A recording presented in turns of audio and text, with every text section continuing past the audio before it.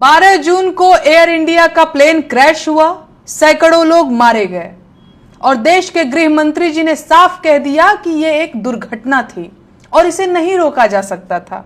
बात खत्म, पैसा हजम।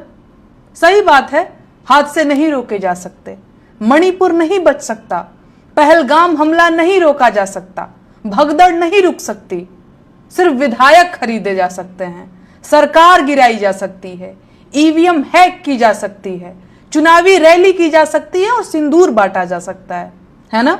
आखिर सरकार का काम क्या है भाई?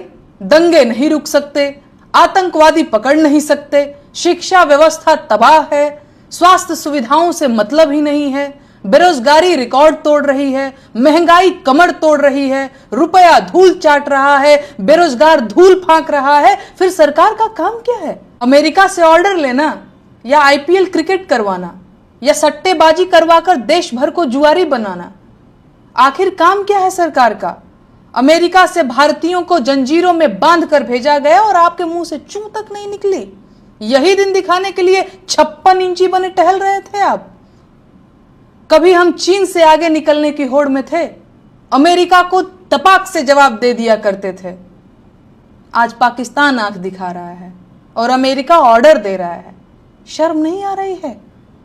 सैकड़ों देशवासी जिंदा जल गए और इन्हें अलग अलग एंगल से फोटो खिंचवाना है और पोज मारना है। देशवासी कितने नशे में हैं कि ये निकृष्टता नहीं देख पा रहे हैं। अगर यही आपका आपदा में अवसर है तो इसे हम देशवासी नीचता कहते हैं। इस देश की जनता ने कैसे कैसे लोगों को सिर पर बिठा रखा है। पर्ची निकालने और भविष्य बताने वाले बाबाओं ने विमान दुर्घटना के बारे में पहले ही क्यों नहीं बताया?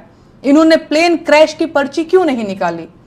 महाकुंभ की महाभगदड़ की पर्ची भी नहीं निकाली थी, बालासोर ट्रेन दुर्घटना की पर्ची भी नहीं निकाली थी और पहलगाम हमले की भी पर्ची नहीं निकाली थी।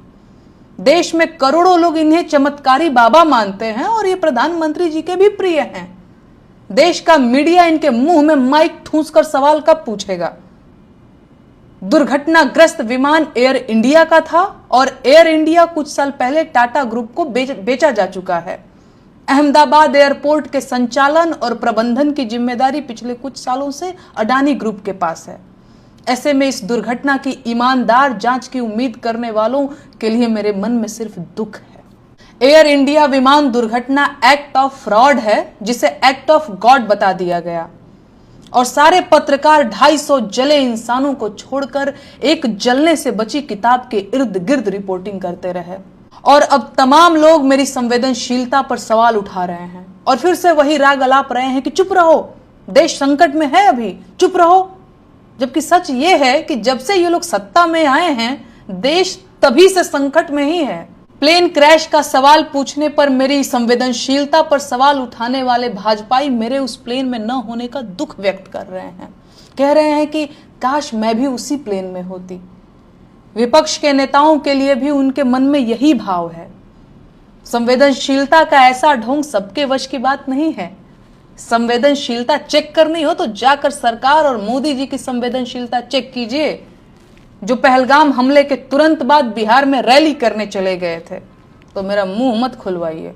ये आपके चुप रहने का ही परिणाम है कि सरकार ने लोगों को भगवान भरोसे छोड़ दिया है। जाइए पकड़िए कॉलर सरकार का और हिसाब मांगिए। दुर्घटनाग्रस्त हुआ विमान सितंबर 2012 में एयर इंडिया के बेड़े में शामिल हुआ था। ऐसे में ये विमान लगभग 13 साल पुराना था।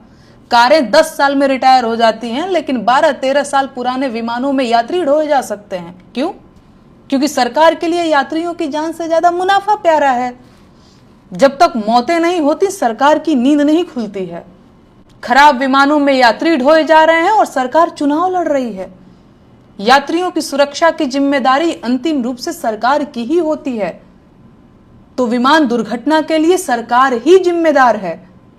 देश के साथ हुई सबसे बड़ी दुर्घटना भाजपा का सत्ता में आना है। बाकी सारी दुर्घटनाएं इसी का परिणाम है। एयर इंडिया टाटा को दे दिया और अहमदाबाद एयरपोर्ट अडानी को दे दिया। अब देश को इस्तीफा भी दे दीजिए।